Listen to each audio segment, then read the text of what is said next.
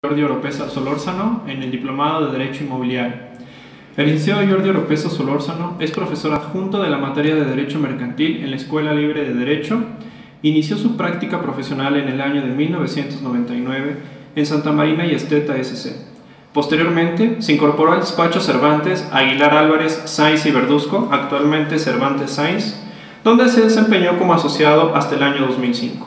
Desde el año 2006 es socio de Ramírez Ornelas S.C., especializándose en el área de litigio civil y mercantil, en donde ha patrocinado, entre otros clientes, a Grupo México, Ferrocarril Mexicano, Banco Interacciones, BBVA Bancomer, Ferrocarril Mexicano, Grupo Posadas, Cervecería Cuauhtémoc Moctezuma, Operadora Andersons, Compañía Internacional de Comercio, Hasbro, Compañía Minera Mulegé y Azur.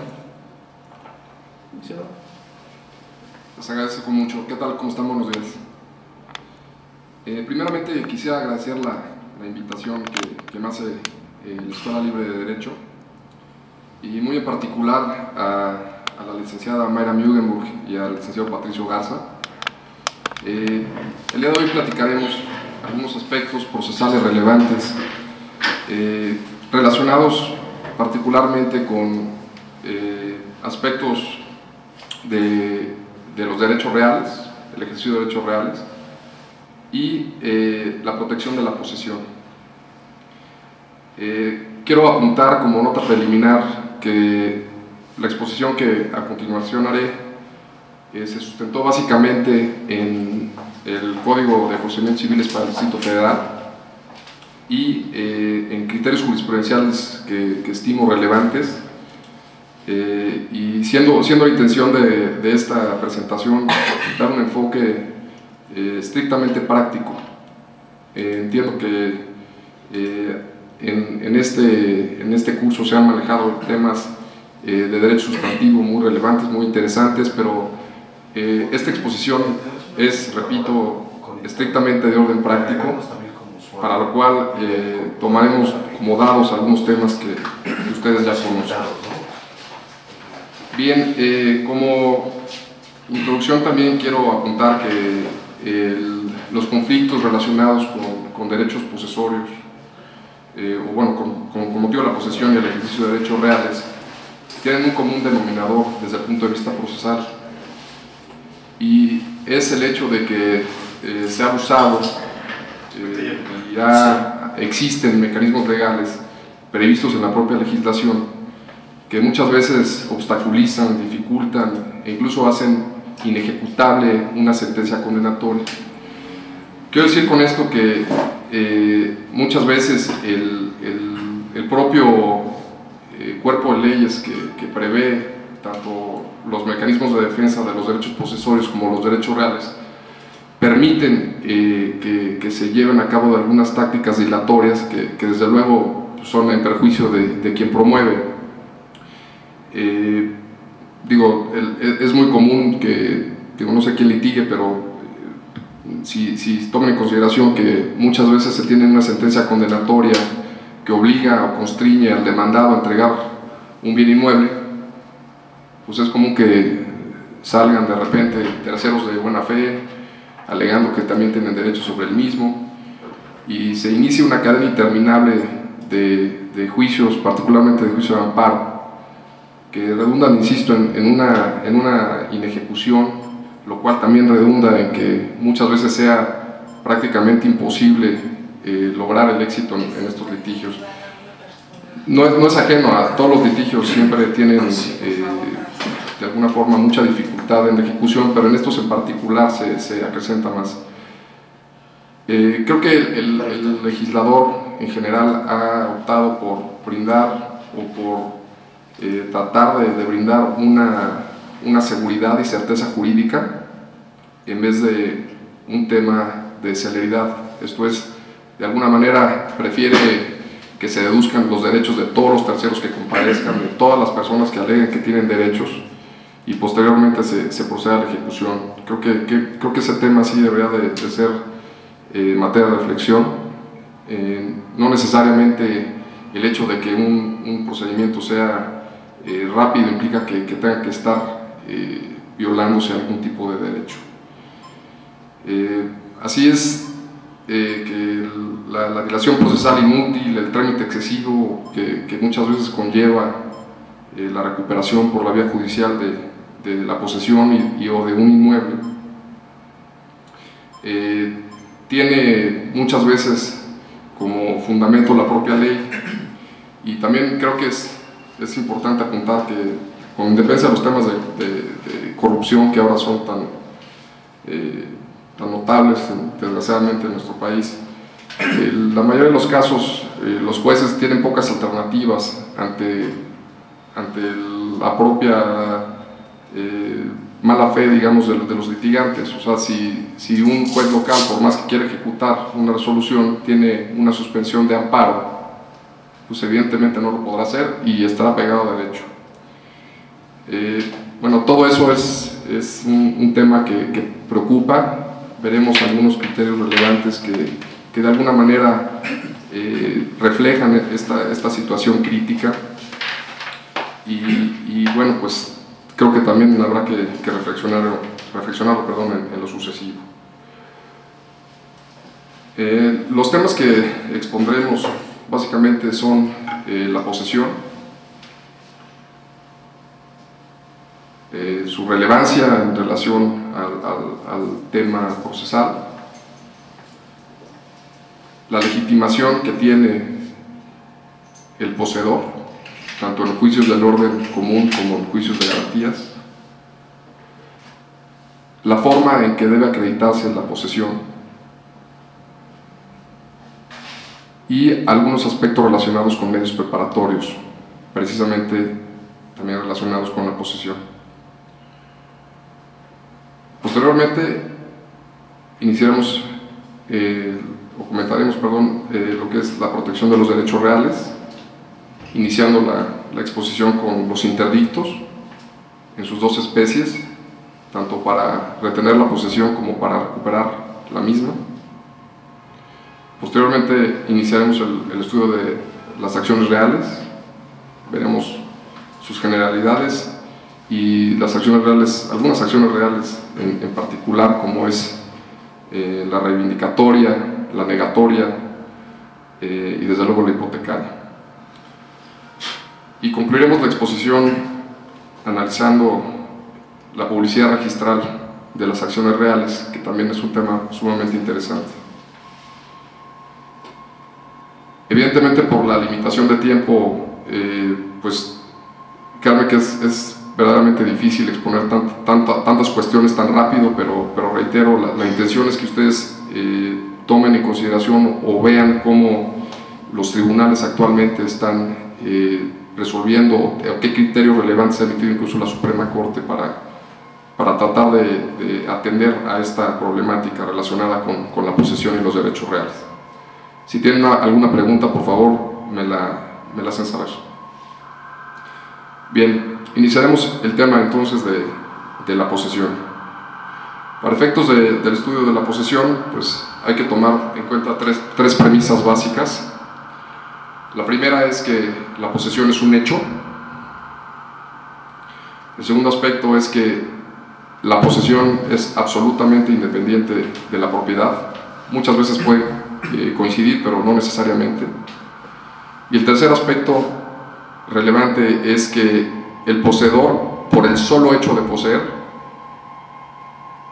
debe gozar de protección posesoria, lo cual tiene mucha relevancia, como estudiaremos a continuación.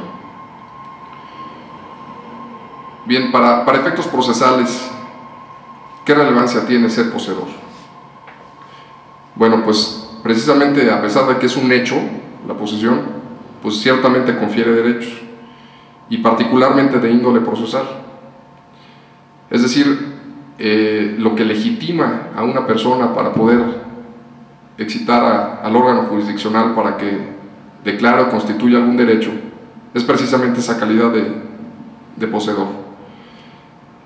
Veremos a continuación el primer criterio jurisprudencial. Es una tesis aislada del cuarto tribunal colegiado que distingue con meridiana claridad la distinción que puede haber o que hay entre lo que es un poseedor y un mero ocupante. Primeramente, creo que es importante que ustedes aprecien que no cualquier ocupante o no cualquier persona que ostente un poder de hecho sobre una cosa tendrá la calidad de poseedor. Se requiere necesariamente que esa posesión esté sustentada en un título o causa, y si se requiere este título o causa, implica que al ejercerse esta acción habrá que precisamente detallar, describir y apuntar con toda claridad por qué se posee y con qué calidad. Todo esto es materia de prueba. Por su parte, el mero ocupante, como lo refiere la tesis que tienen ustedes ahora en pantalla, es aquel que carece de título para poseer y es estrictamente dependiente de quien sí ejerce la posesión.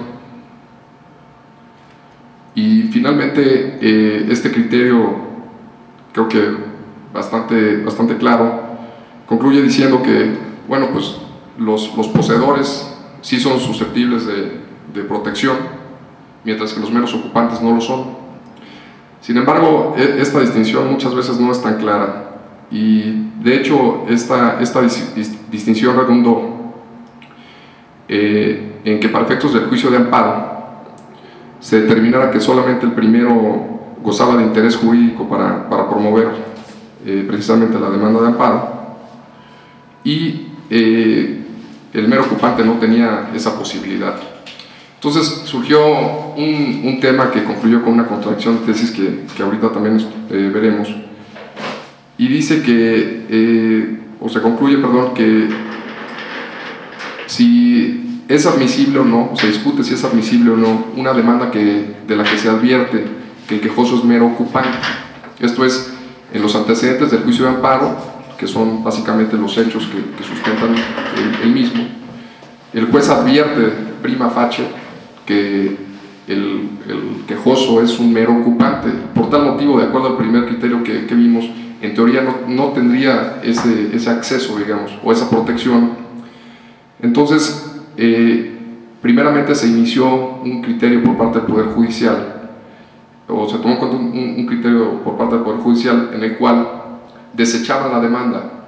Esto es, el juzgador advertía de entrada que el promovente no gozaba de ese interés jurídico y concluía que no era de admitirse la demanda.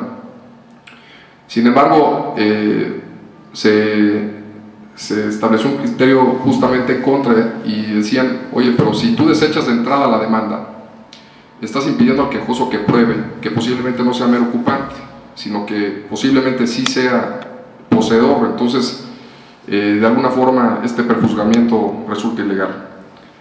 Para efectos de resolver estos criterios contradictorios o divergentes, la primera sala de la Suprema Corte de Justicia de la Nación, con el voto disidente del ministro Valls, resolvió la contradicción 37-2009 y concluyó que no es motivo manifiesto e indudable de improcedencia, en términos del artículo 145 de la Ley de Amparo, cuando aquel que promueve aduce ser poseedor y, sin embargo, de las manifestaciones que vierte en su demanda se desprende que es un mero ocupante.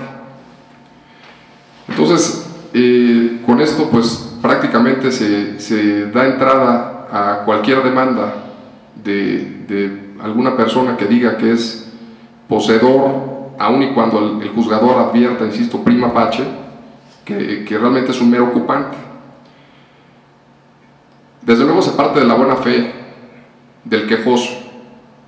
Sin embargo, el acceso a la protección constitucional ciertamente dificulta, insisto, muchas veces que pueda ejecutarse una resolución. Ustedes imaginen que pues podrán haber tantos ocupantes o poseedores les dé la mente por cada ejecución que se pretenda. O sea, al final del día, si no requiero de entrada, o aun y cuando yo me ostente como mero ocupante, puedo tener acceso a la protección del juicio de amparo, pues ciertamente será verdaderamente difícil que pueda ejecutarse la resolución. Así, el tema, aunque es complejo y la solución que da la Suprema Corte parece en principio adecuada por lo que se refiere al prejuzgamiento, evidentemente sería sumamente grave que de alguna forma no se permitiera entrar ni siquiera a probar en juicio que soy poseedor, pues desde luego se presta a abusos, ¿no? que son los que acabamos de referir. Bien, continuando con el tema de la legitimación en relación al juicio de garantías, se ha acotado el tema de la procedibilidad de la suspensión. Como ustedes saben, el juicio de amparo permite que el quejoso pueda solicitar la suspensión del acto reclamado, mediando desde luego garantía. Es aquí donde también se vuelve un tema crítico. ¿Qué se requiere para efectos de que se proceda a la suspensión? Al momento en que se promueve la demanda, el juez tiene que resolver sobre la suspensión provisional de entrada. Al momento en que se admite la demanda, ese es el momento procesal en que el juez debe, con los elementos que tiene, con los elementos que le proporciona el propio quejoso, pronunciarse respecto a la suspensión provisional y posteriormente señalará una fecha de audiencia incidental para resolver ahí sobre la definitiva. Es en esta audiencia incidental donde ya el juez podrá tomar en consideración los elementos de prueba que aporta el quejoso, pero esta primera entrada de la demanda, esta es la que me refiero como un elemento crítico, y la responsabilidad de los jueces muchas veces pues es malinterpretada. Creo que, digo, sobre todo los que nos dedicamos al litigio, usualmente pues, nos es fácil porque conocemos a la perfección nuestro asunto, juzgar de alguna forma la resolución que emite el juez, pero digo, tomando en consideración que el señor tiene 3 días para efectos de admitir la demanda y pronunciarse respecto de la suspensión, y créanme, muchas veces los asuntos son verdaderamente complejos, pues creo que es limitada su capacidad para poder resolver. Sin embargo, esta suspensión provisional, ese ínterin que se da entre el otorgamiento de la suspensión provisional y el otorgamiento de la suspensión definitiva, es la que muchas veces da el traste con la propia ejecución. Siguiendo un poco con el ejemplo que les venía comentando, o sea, si llega una persona a tratar de ejecutar una resolución en la que se condena la entrega de un bien inmueble, ¿no? Pensando en un departamento, por ejemplo, y resulta que justo cuando va el actuario para dar fe de la toma de posesión, pues viene un tercero y enseña una suspensión otorgada provisionalmente, y con solo eso es motivo suficiente para que no se pueda ejecutar la resolución. Entonces, en lo que se resuelve la suspensión definitiva, que digo son 5 o 6 días hábiles entre el que se concede la suspensión provisional y se resuelve sobre la incidental, sobre la definitiva, perdón, sí puede provocarse verdaderos daños, perjuicios y todo lo demás, y retrasarse notablemente la ejecución de la resolución. Bien, pues repito, acotando esta cuestión de la suspensión, se resolvió a ver.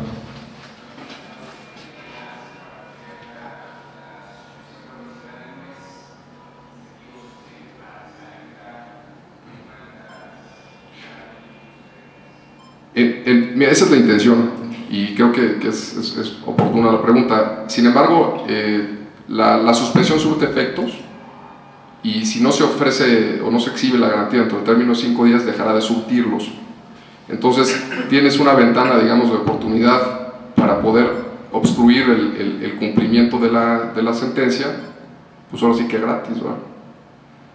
No, si no se exhibió la garantía, pues bueno, ya de cualquier forma el juez ya no pudo ejecutar, entonces eso va retrasado. Sí, desgraciadamente ocurre con mucha frecuencia. Bien, en relación al tema de la suspensión, quisiera también comentarles que se ha acotado un poco el tema precisamente para tratar de evaluar los posibles daños y perjuicios que pudieran ocasionarse.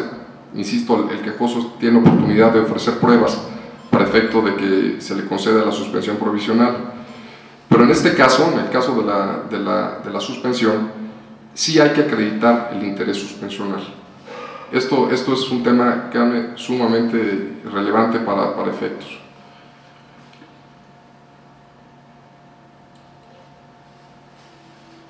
Este interés suspensional debe acreditarse al menos indiciariamente. Usualmente los amparos que provienen de terceros ajenos al procedimiento de donde emana la resolución condenatoria se presumen de buena fe, y al final del día el tercero pues manifiesta en su demanda que no conoce absolutamente ninguna de las resoluciones que se ha dictado en el procedimiento, no ha sido oído, no ha sido vencido, y por tal motivo pues desconoce absolutamente cualquier ejecución en su contra. Para este efecto el interés suspensional se vuelve sumamente relevante, y este sí hay que acreditarlo para efectos de que posea la suspensión definitiva.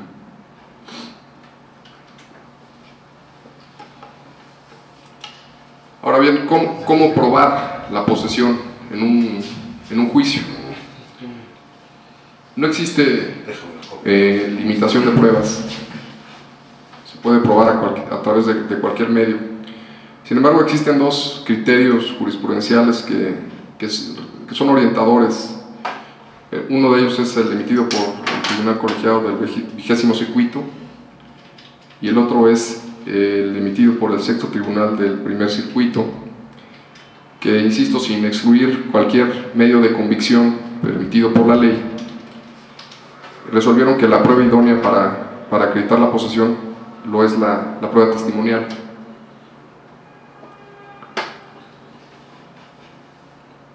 ¿Por qué la testimonial?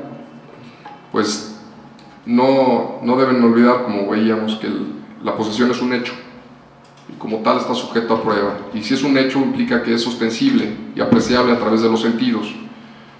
En tal virtud, pues un testigo se distingue precisamente porque a través de sus sentidos capta o le constan los hechos que son materia de la controversia, y en función de ello pues es que se ha resuelto, insisto, ya son dos criterios jurisprudenciales obligatorios, que la prueba idónea es precisamente la testimonial.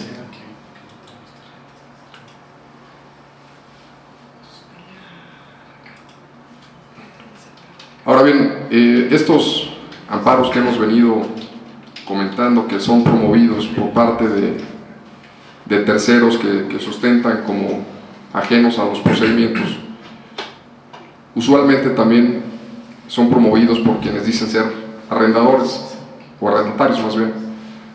Estos arrendatarios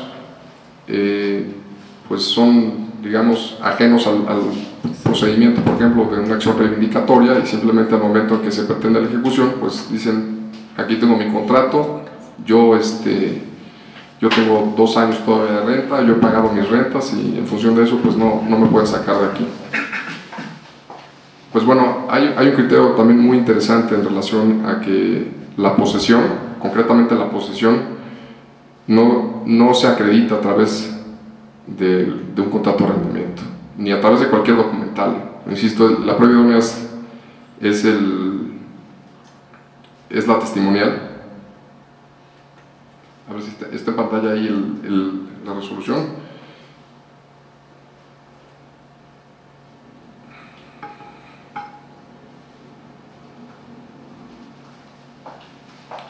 Finalmente, con el contrato se probará que existe posiblemente una relación contractual, pero no se prueba o no se acredita fehacientemente la posesión.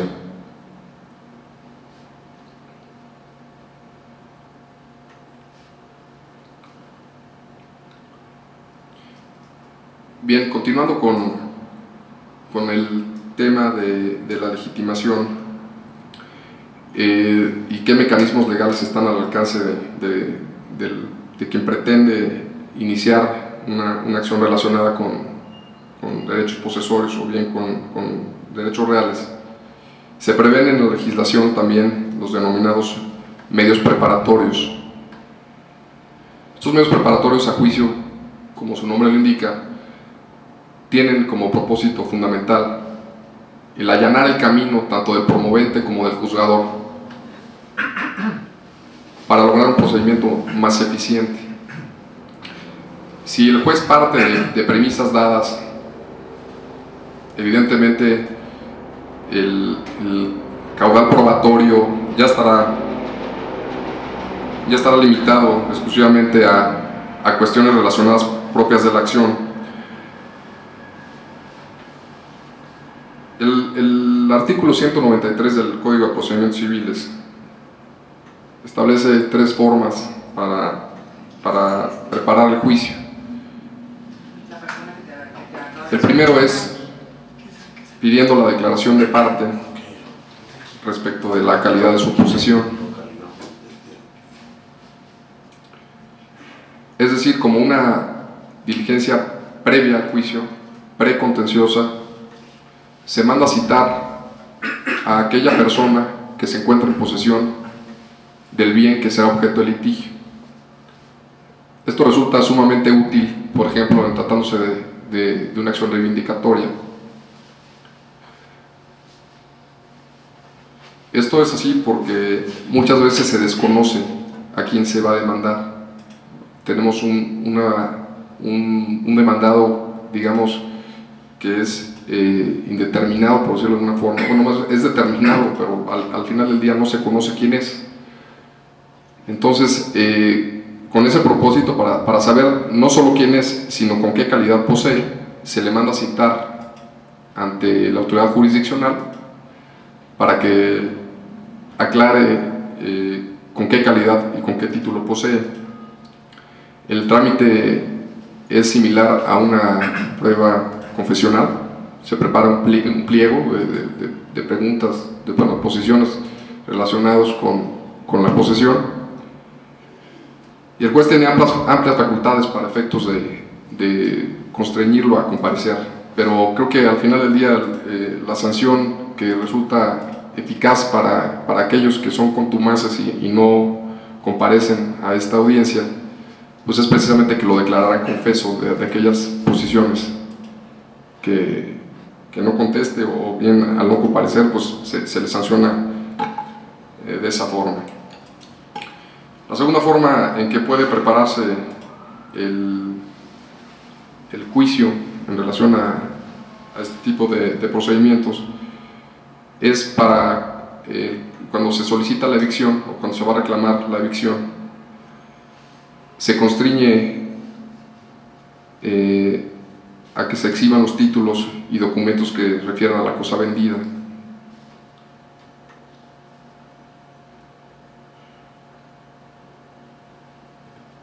¿Qué requisitos de procedibilidad se requieren para iniciar estos medios preparatorios? Pues primero es que tiene que expresarse la causa. O sea, no basta decir vengo a promover tales medios preparatorios, sino hay que expresar por qué se promueve. No, tengo temor fundado de que quien se ostenta como poseedor del inmueble fulano de tal no lo es, ¿no? Porque yo tengo mejor derecho. Las causas pueden ser no tan distintas como dé la mente, ¿no? Pero al final del día sí es importante que se exprese la causa. Y el segundo aspecto importante es que se debe aclarar cuál es el litigio que se trata de seguir. Debe de expresarse cuál es el litigio que se trata de seguir.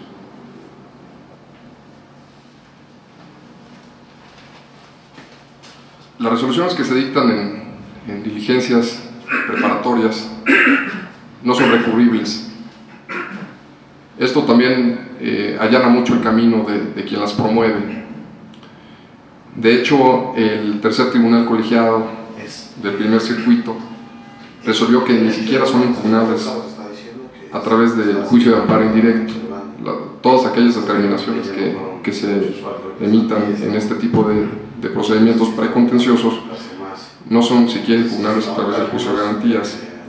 Y esto es así porque no hay una ejecución irreparable, simplemente se está preconstituyendo pruebas para efectos del juicio que será en su caso promovido. O sea, el hecho de que se promuevan medios preparatorios muchas veces puede dar lugar a que se concluya que pues, no es viable la propia acción. O sea, si de alguna forma a través de los medios preparatorios ustedes se cercioran de que quien posee efectivamente tiene un mejor título que el que va a promover la demanda, pues ciertamente carecerá de sentido promover el juicio, a lo cual, digo, no solo ahorrará trámites procesales inútiles, sino que de alguna forma los eximirá incluso del pago de gastos y costas por el hecho de haber promovido una acción que resultaría improcedente, ¿no? Esto tiene como objeto primordial dar certeza, y creo que de alguna forma estos medios preparatorios han caído en desuso, sobre todo por lo que se refiere al ejercicio de acciones reales. Son más comunes para efectos de cobros, de créditos, pero no tanto en tratándose de asuntos relacionados con acciones reales, y créanme que, insisto, no solamente se ahorrarán un juicio inútil, sino que podrán prever o podrán de alguna forma evitar una condena en costas.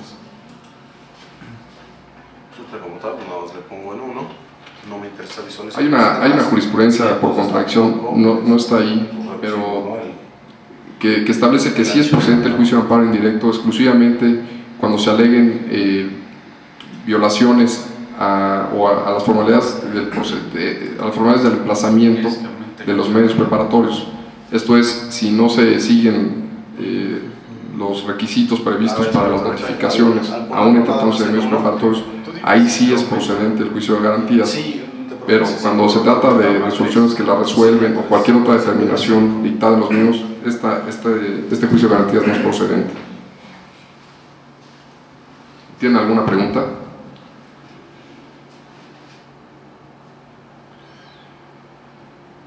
Bien, el siguiente tema que comentaremos en relación a la protección de la posesión y los derechos reales son los interdictos.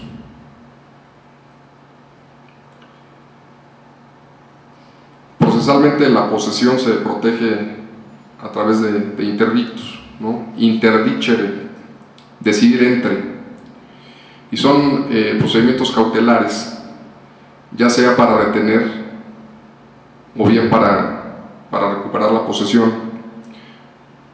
sin resolver en definitiva sobre esta.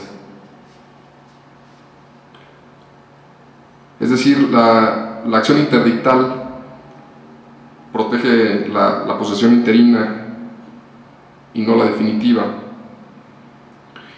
Esta última, o sea, la posesión definitiva, está protegida por acciones diversas, tales como la denominada plenaria de posesión o bien la propia reivindicatoria. El Código de Procedimientos Civiles del Distrito Federal no prevé una tramitación especial para promover estos interdictos, lo cual da lugar a que esto se tenga que ventilar en la vía ordinaria. Este es el primer aspecto que creo que resulta criticable, puesto que limitan ciertamente su eficacia. Tomen en consideración que si se ventila esto en la vía ordinaria, implicará que habrá que esperar a que se conteste la demanda, se ofrezcan pruebas y se dicte una sentencia que sea firme para efecto de que se resuelva si es procedente o no el interdicto, lo cual, pues, insisto, deja mucho que desear, pues que pueden pasar situaciones de hecho que el juez de alguna forma tendría que tomar en consideración para efecto de tener una decisión pronta y no dejar, digamos, que se consume incluso lo que es la materia de litigio. O sea, si yo quiero evitar que me quiten la posesión, acredito que soy poseedor y tengo que esperar a que exista una sentencia en la cual se determine esto, y todo lo que sucede en el camino, pues estaré desprotegido, ¿no?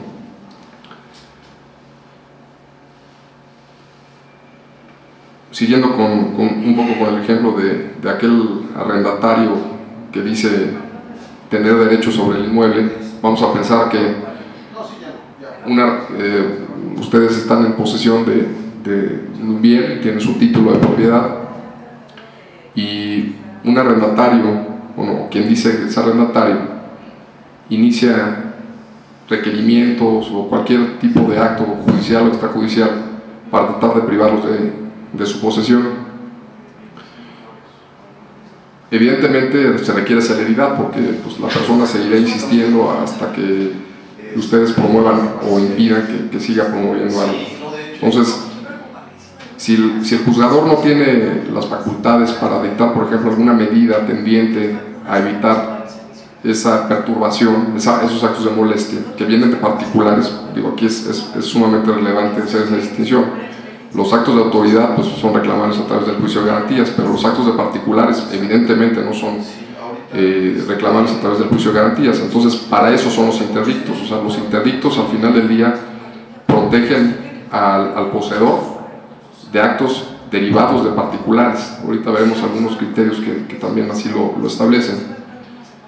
Pero insisto, ¿qué pasa si el juzgador no tiene a su alcance medidas tendientes a evitar que se siga perturbando la posesión, al menos de forma provisional?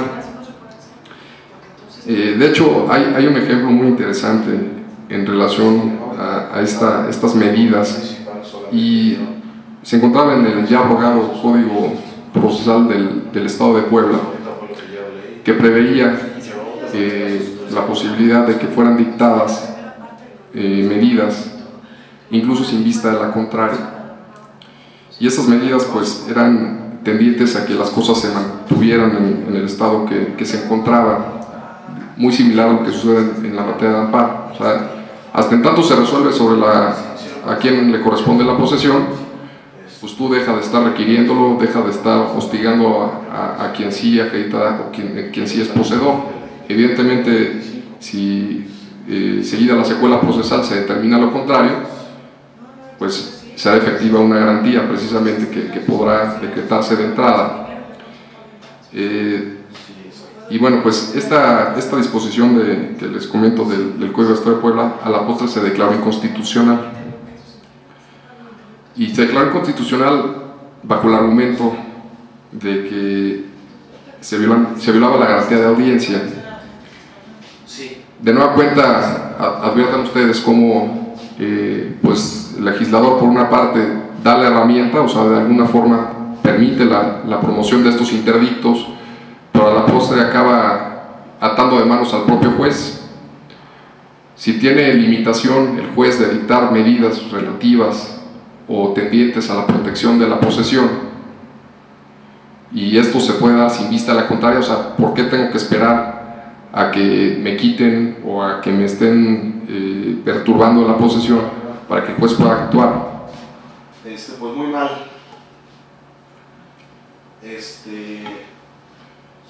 Evidentemente, las medidas, las providencias deben ser concedidas expresamente por el legislador, si no, pues desde luego se resultan inconstitucionales. Hay múltiples criterios, incluso ya algunos obligatorios, que establecen que las únicas providencias precautorias que se pueden dictar, por ejemplo en la materia civil, incluso en la mercantil, es arraigo y secuestro, nada más. Sin embargo, no es ajeno que se puedan dictar medidas tendientes a que subsista la materia del juicio. Uno de los ejemplos que encontramos es en aquellos juicios en los que se reclama o se hace valer una acción de obra peligrosa.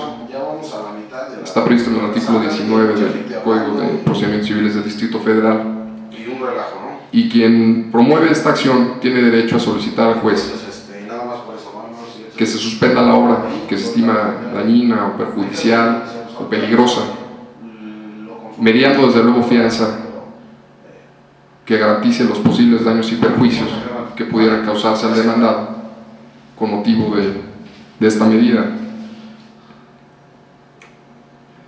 Evidentemente, la suspensión subsistirá hasta en tanto concluya el juicio. Incluso va más allá el legislador, pues prevé, al igual que en el juicio de garantías, que el demandado esté en posibilidades de contragarantizar. Así, el demandado que de alguna forma ya tenga de antemano garantizado los daños que pudiera causar al propio actor, pues estará en posibilidades de continuar su obra. La pregunta que surge aquí es ¿por qué no generalizar este tipo de medidas a todos los interdictos, ¿no? Creo que tampoco hay mucha confianza en nuestros juzgadores, ¿no? Esto también puede prestarse para abusos, ¿no? Pero al final del día creo que sí tiene que tomarse en consideración que lo importante es ser efectivo o ser un poco más efectivo. Pareciera que nuestro sistema judicial o incluso nuestro sistema legal se prefiere que las cosas sean reclamadas a toro pasado, ¿no? Pues mejor le reclamo los daños y perjuicios que me causó ya que me tiró mi casa, ¿no? Ya que me privaron de la posesión. O sea, creo que el prever los litigios, el tratar de alguna forma de anticipar este tipo de situaciones puede conducir a que sean mucho más eficientes los juicios y de alguna forma se tenga una mejor administración de justicia, pero ni el legislador quiere otorgarle facultades a los jueces para estos efectos, ni pareciera que el Poder Judicial está dispuesto a asumir los riesgos que conlleva el aplicar de alguna forma rápido o atender de manera inmediata este tipo de situaciones. Insisto, la crítica desde este punto de vista muchas veces se ve fácil, pero la verdad es que sí es un tema sumamente delicado. Bien, vamos a comentar ahora las dos especies de interdictos. El primero es el interdicto para retener la posesión. Como su nombre lo indica, mediante esta acción interdictal se persigue que quien detenta la posesión no sea privado de esta, y esta privación puede derivar de un acto existente o por existir.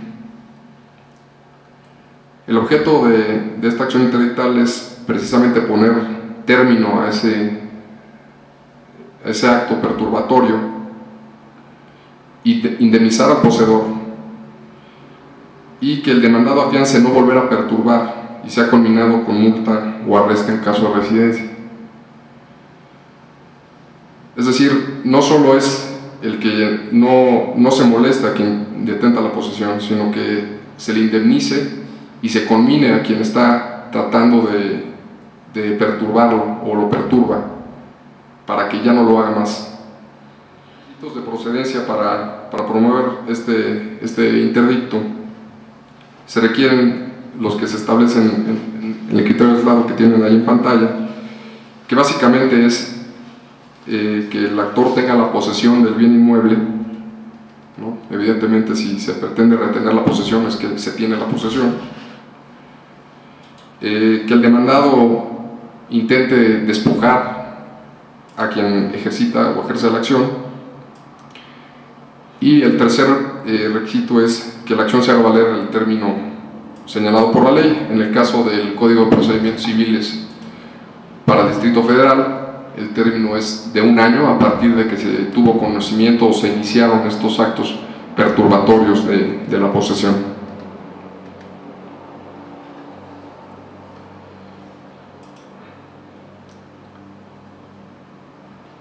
Es importante nuevamente comentarles, estos interdictos no tienen por objeto repeler actos de autoridad, es exclusivamente para actos realizados por particulares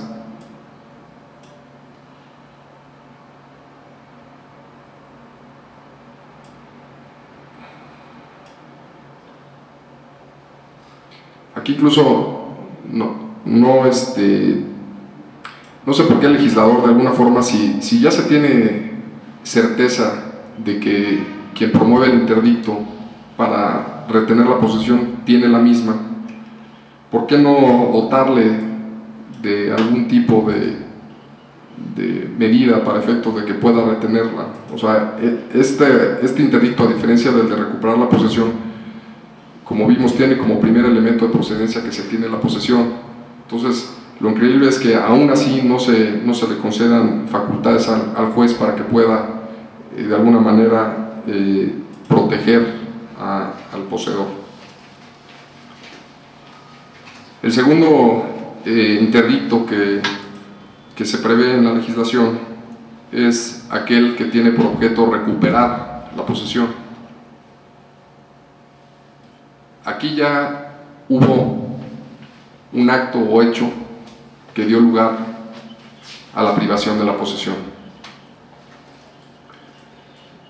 El precepto que establece la procedencia de esta acción interdictal es el artículo 18 del Código de Procedimientos Civiles del Distrito Federal, y refiere que la posesión tuvo de alguna manera o se vio violentada por la vía de hecho mediante actos de violencia, y debe deducirse también a partir de un año de que se conoció o se generó este acto de violencia.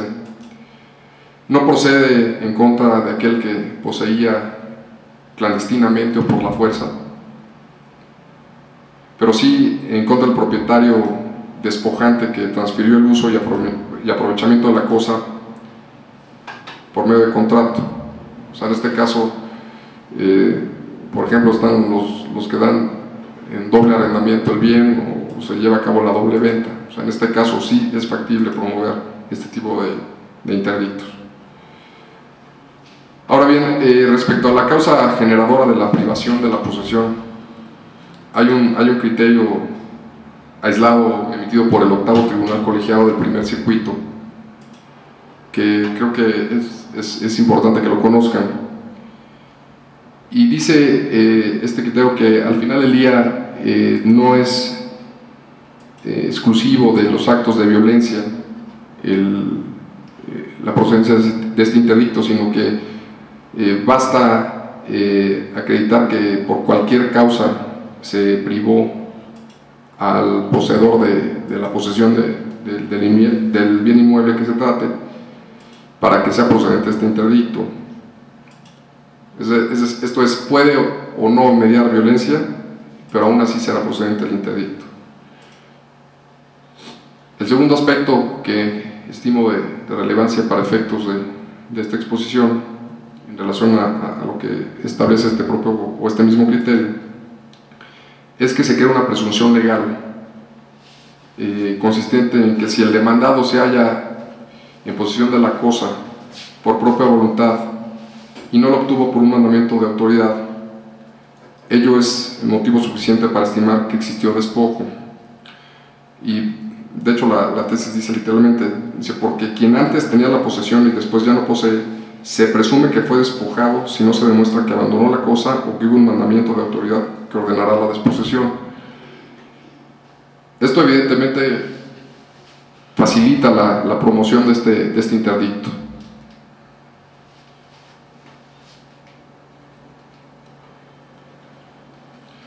Haremos un receso de 5 minutos. Muchas gracias.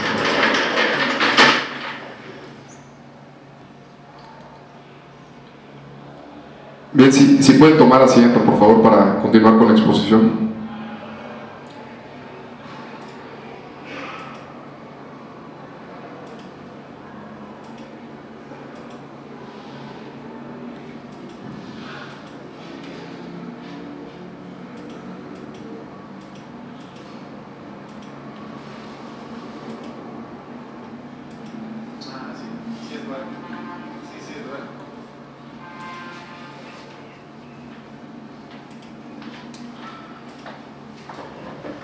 Bien, vamos a iniciar ahora un breve análisis de las acciones reales.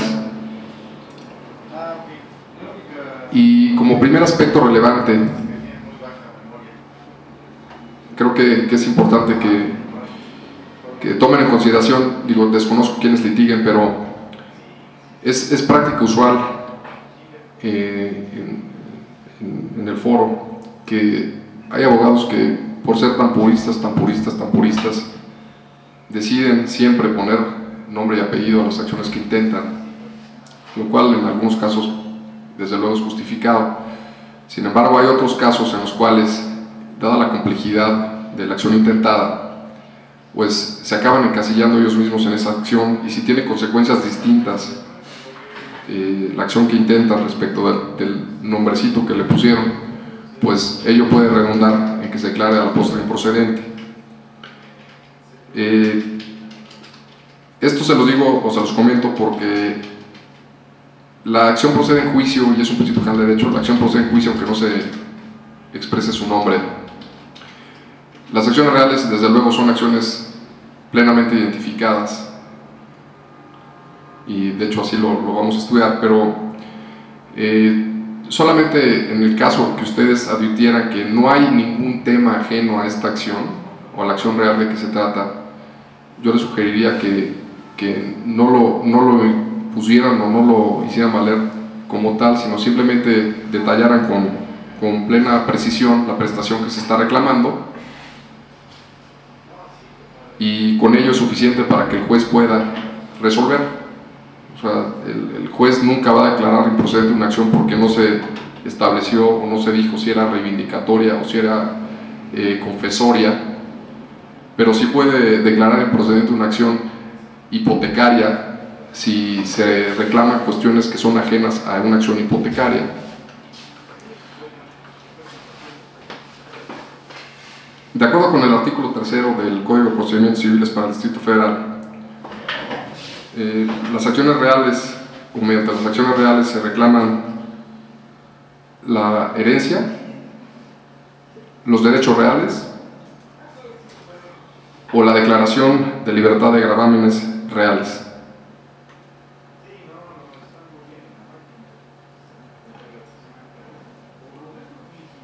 En contra de quien se intenta una acción real, bueno, no deben olvidar que los derechos reales, y esto es una cuestión doctrinal, tienen un sujeto pasivo indeterminado, que es la colectividad, y esta colectividad tiene un deber de abstención, ¿no? Es un deber porque y no una obligación porque no tiene propiamente un contenido patrimonial, sino simplemente la colectividad debe abstenerse de llevar a cabo actos perturbatorios de quien es propietario o poseedor.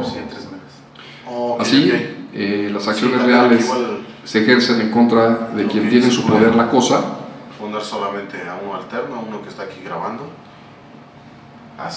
Y tiene obligación real. En el remoto se le está llegando el audio y lo que está haciendo. Con excepción de la petición de herencia y la acción denominada negatoria. Esta acción negatoria, si bien es una acción real, tiene por objeto, ya lo veremos, que se declare que se ha extinguido un gravamen, por ejemplo. Pues es una acción de liberación de gravamen. Y con algún programa igual. Bueno, mira, son recordando. Bien, en relación a las acciones reales en particular, iniciaremos comentando algunos aspectos relacionados con la acción reivindicatoria. La acción reivindicatoria, pues, yo creo que es la acción real por antonomasia, y compete a quien no está en posesión de la cosa de la cual tiene la propiedad. Es decir, es propietario contra poseedor.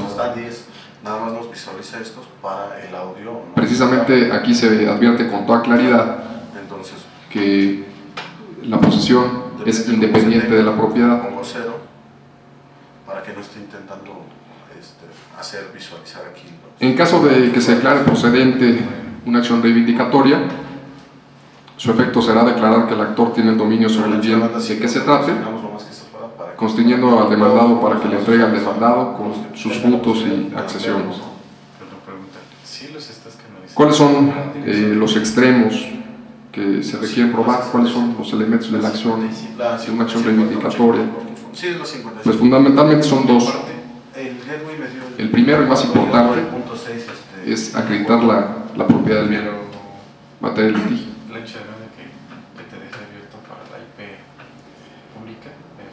El segundo aspecto, que también será materia de prueba y es elemento de la acción, es acreditar que hubo una privación de la posesión. Sí, permíteme. Sí, la 243. Y que esa privación, desde luego, debe ser imputable al propio demandado. No veo tráfico por esa. No ves tráfico por esa. Permíteme un tantito. ¿Qué pasó, Ale? Existen una infinidad de criterios jurisprudenciales relacionados con esta acción. No te entiendo, Ale. Citaremos aquí un par de ejemplos en los cuales el juzgador ha de alguna forma tratado de evitar o repeler estas denominadas tácticas dilatorias que usualmente hacen valer los demandados cuando están frente a una acción reivindicatoria. Mira. La primera es la que establece que es válido poner la excepción de nulidad en contra del título que funda la acción reivindicatoria. De esta forma, en el mismo juicio se resolverá si el título es válido o no, y en caso de que lo sea, pues desde luego podrá ser declarada procedente la acción reivindicatoria. Esto de alguna forma obliga a que ya no sea necesaria la acumulación de un juicio en el que se ventile exclusivamente si el título es o no válido,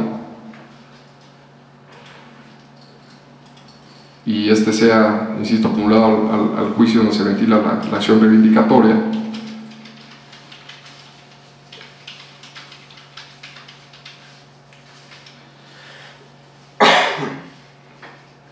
Evidentemente, si se declara procedente esta excepción, pues la acción será improcedente, porque no se tendrá acreditada precisamente la propiedad.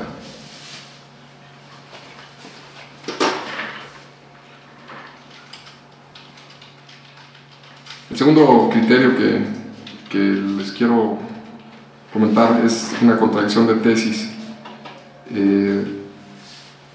en la cual se establece, la primera sala de la Suprema Corte de Justicia establece que no es requisito esencial ni es una condición necesaria para que pueda promoverse la acción reivindicatoria el hecho de que se delimite la superficie del bien que se trata de reivindicar.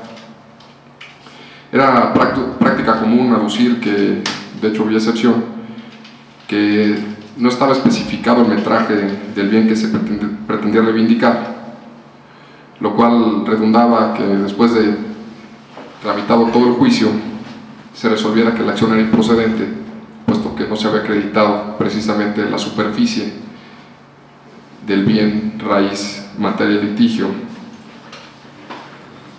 Lo que establece esta contradicción de tesis es que la superficie podrá ser acreditada en la secuela procesal, incluso en ejecución, con lo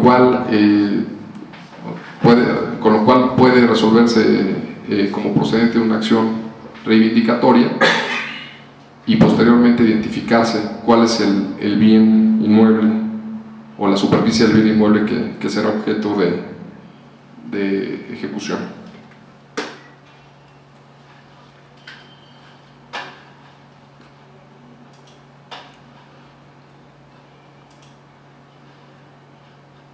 En segundo lugar tenemos la acción negatoria.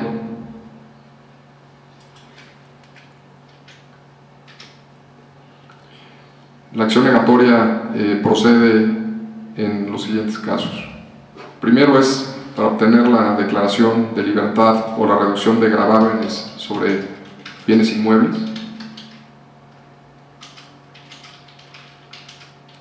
El segundo supuesto que procede es cuando se pretende la demolición de obras o señales que importen gravámenes. Asimismo procede contra la tildación o anotación en el registro público de la propiedad que se haya realizado respecto al inmueble. Y también son reclamables aquí mismo o mediante esta acción aquellos daños y perjuicios que se hubieran causado con motivo de estos gravámenes.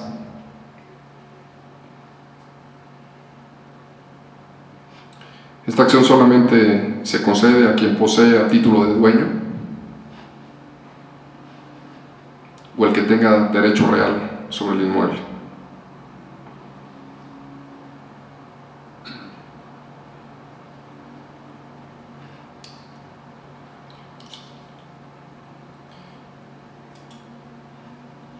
La tercera acción real que comentaremos es la acción hipotecaria, la cual es sumamente común. Tiene por objeto constituir, ampliar y registrar una hipoteca,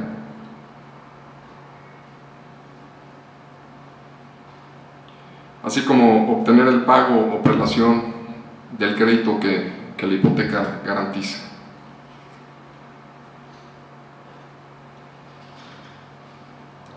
La acción hipotecaria confiere además una acción o una vía, privilegiada, que es la especial hipotecaria. Esta vía especial hipotecaria tiene como propósito ser mucho más ágil en trámites. O sea, el juicio es de una tramitación sumaria, en el cual hay un catálogo reducido de excepciones que puede oponer el demandado, a diferencia de los juicios ordinarios, donde son válidas cualquier tipo de excepciones. Aquí hay un catálogo específico de excepciones que puede oponer el demandado, y solamente son esas excepciones las que pueden hacerse o pueden oponerse. La ventaja también es que en tratándose de la vía hipotecaria, pues se tiene garantizado a priori, o sea, incluso antes de iniciar el juicio, el crédito cuyo pago se reclamará.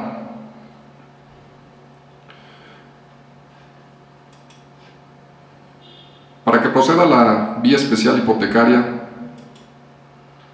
se requieren 3 requisitos. El primero es que el crédito conste en escritura pública. El segundo es que se encuentre registrado en el registro público de la propiedad. Y el tercero es que evidentemente la deuda sea de plazo cumplido o ya sea exigible.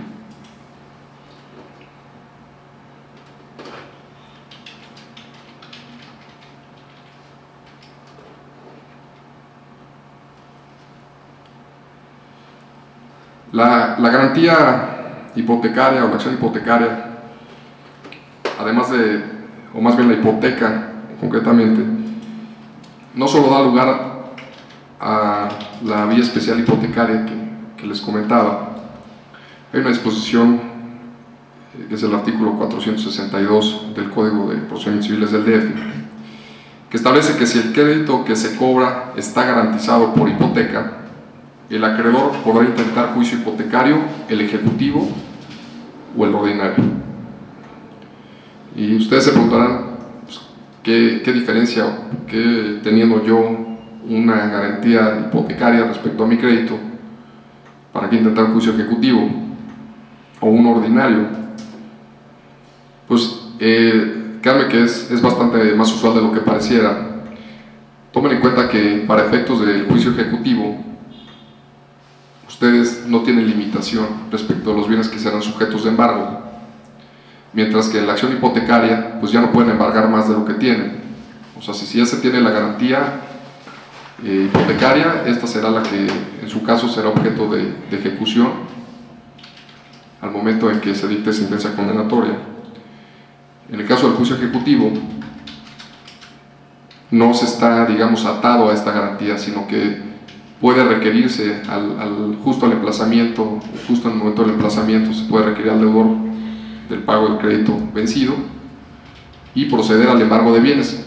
¿Cuáles bienes? Absolutamente todos. O sea, todos los que tengan, o todos los que puedan ser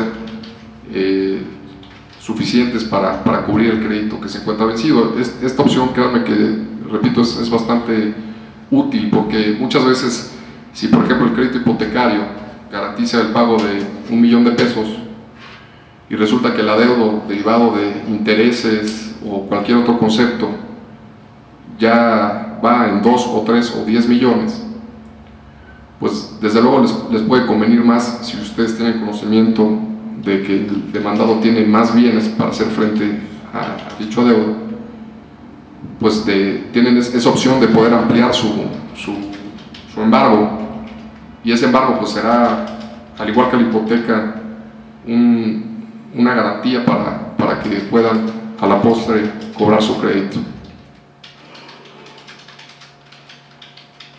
Veremos ahora algunos criterios jurisprudenciales relevantes en relación a la acción hipotecaria. El primero es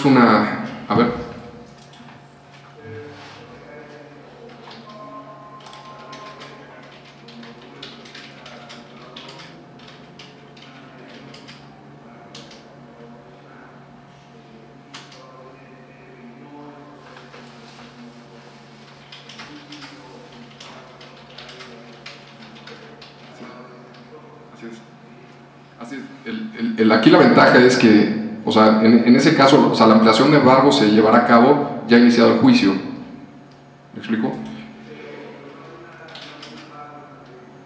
No, porque ya está previamente, digamos, establecida la garantía sobre la cual se ejecutará el crédito, o se ejecutará, digamos, en caso de que no se pague o no se cubre el crédito.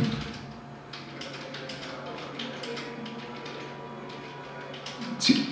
No, o sea, al final del día, o sea, se presenta la demanda, se manda a escribir, tiene que de alguna forma satisfacerse los requisitos que comenté, o sea, que conste en escritura pública, que esté escrita la garantía, y ese juicio seguirá, y una vez que se concluya, pues se determinará si procede el remate de ese bien que fue objeto de la hipoteca.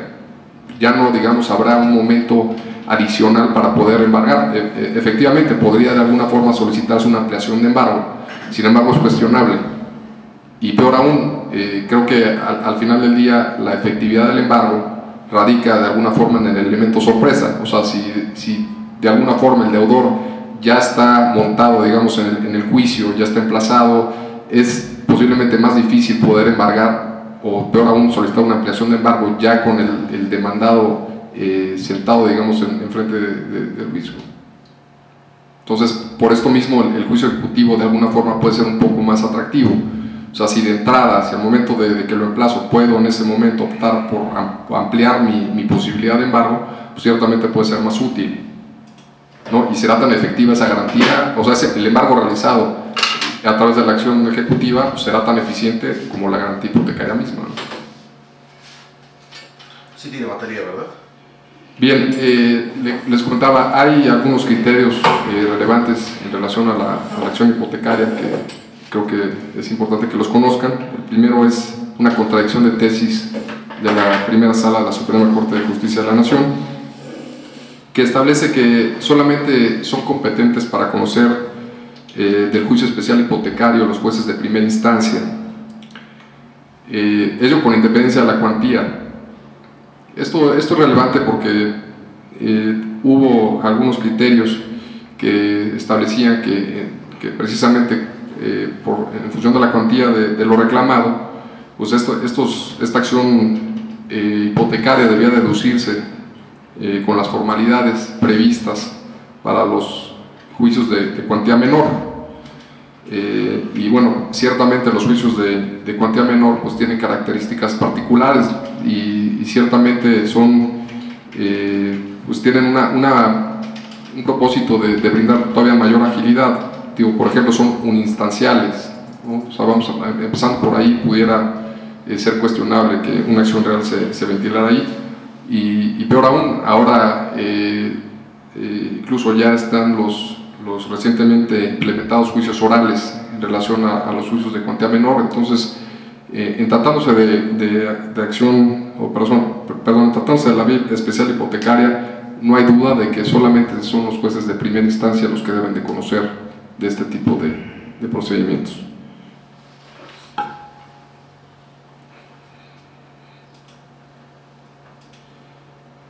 El segundo criterio relevante va en función de los créditos mercantiles. Y aquí esta disputa al parecer inició porque se promovía la improcedencia de la vía, derivado de que el crédito que estaba garantizado con hipoteca tenía la naturaleza mercantil, y en tal virtud determinaron o pretendieron establecer que no era procedente la vía especial hipotecaria. Al final del día se concluyó mediante este criterio jurisprudencial que pues, desde luego es procedente la vía especial hipotecaria, aún tratándose de este tipo de créditos.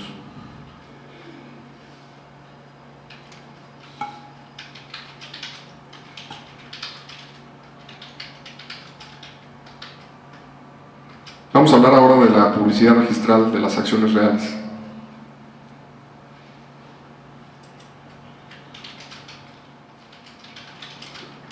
Resulta de suma relevancia, sobre todo para efectos de terceros, que las demandas que versan sobre controversias relacionadas con bienes inmuebles sean anotadas preventivamente en el folio real del inmueble de que se trate. Con esto se puede prever en la medida de lo posible la existencia de terceros de buena fe que aleguen o alegaron desconocer la tramitación del procedimiento. Esto no quiere decir tampoco que por el solo hecho de inscribir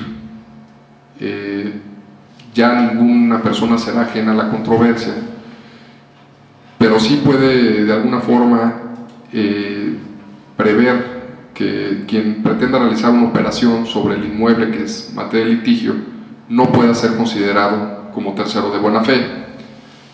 Evidentemente, para efectos de formalización de una compraventa, pues se tendrán que pedir los avisos correspondientes y los certificados de libertad de gravámenes. Y si en esos certificados o en esos avisos se desprende la existencia del juicio o de un juicio que versa sobre el inmueble, eso posiblemente no impida que se lleve a cabo la operación, dependiendo de cuál sea el tipo de anotación.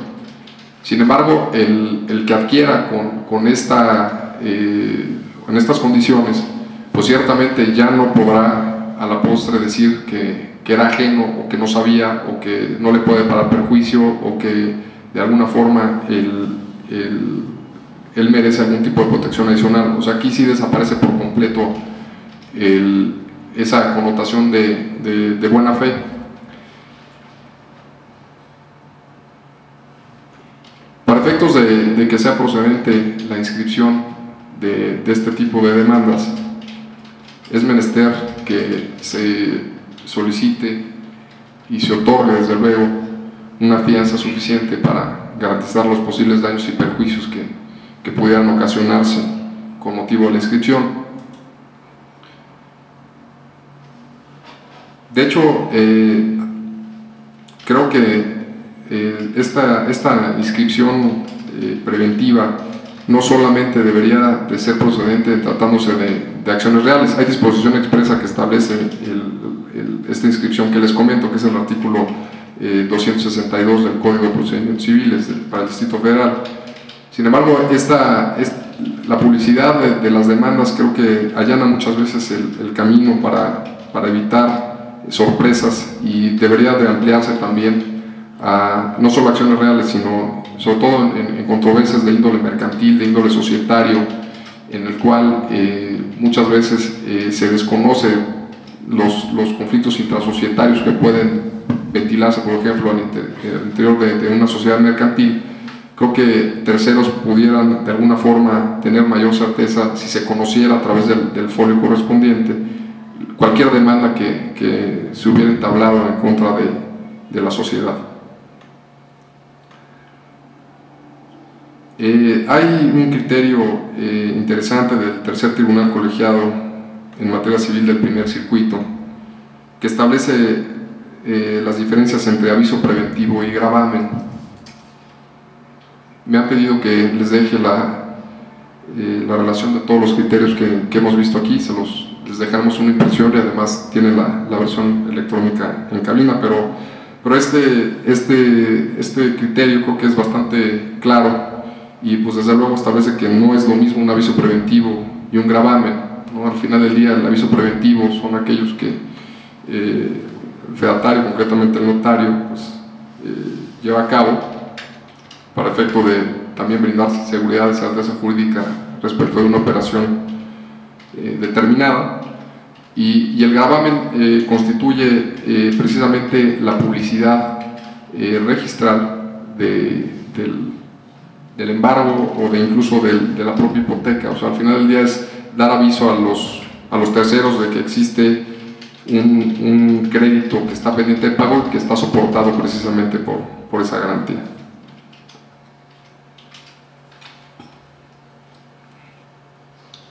Es de tal relevancia la inscripción de la demanda en el registro público de la propiedad que incluso su negativa constituye un acto de imposible reparación reclamable a través del juicio de amparo indirecto.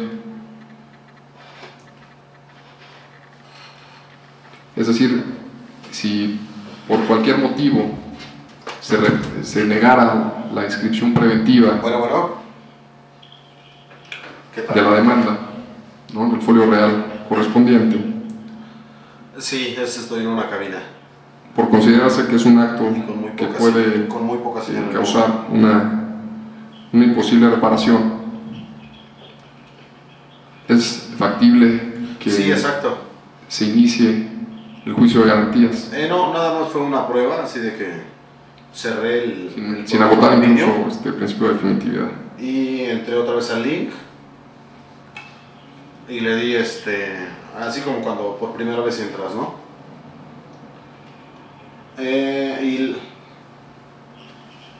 ¿Tienen alguna duda?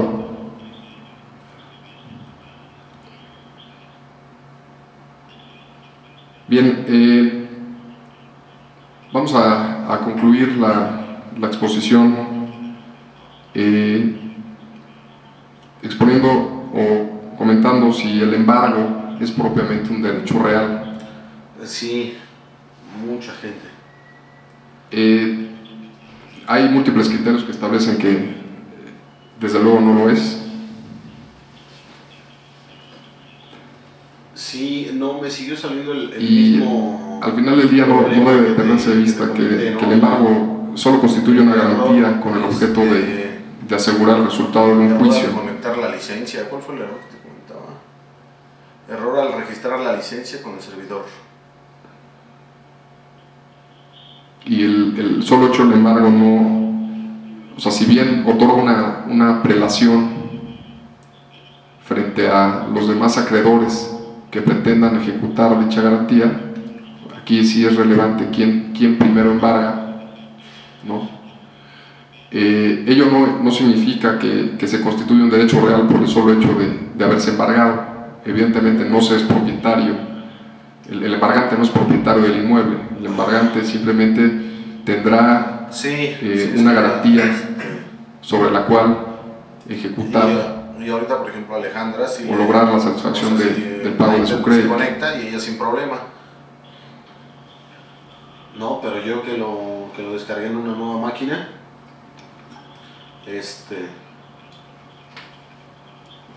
bueno, yo entré al link. Bien, pues les quiero agradecer su tiempo. Pues repito, si tienen alguna pregunta, encantado en la vida. Y eso, o sea, simplemente no me dejó. Y bueno, pues como última reflexión, me gustaría decirles que si bien los derechos reales y los temas posesorios tienen de alguna forma por primera vez una relevancia para la vida de cualquier sociedad, creo que es importante que tomen en consideración que muchas veces la falta de técnica, la falta o el desconocimiento de muchos colegas en relación a temas relacionados con este tipo de acciones son los que dan lugar a que los juicios se pierdan.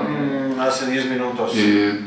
No me voy a erigir en defensor de los jueces, de hecho me peleo con ellos todos los días, pero creo que sí es importante que tomen en consideración que los jueces también están sumamente, y no es justificación, pero créanme que la complejidad que tiene llevar tantos asuntos y muchas veces la falta de elementos por parte de la legislación complican aún más este tipo de procedimientos.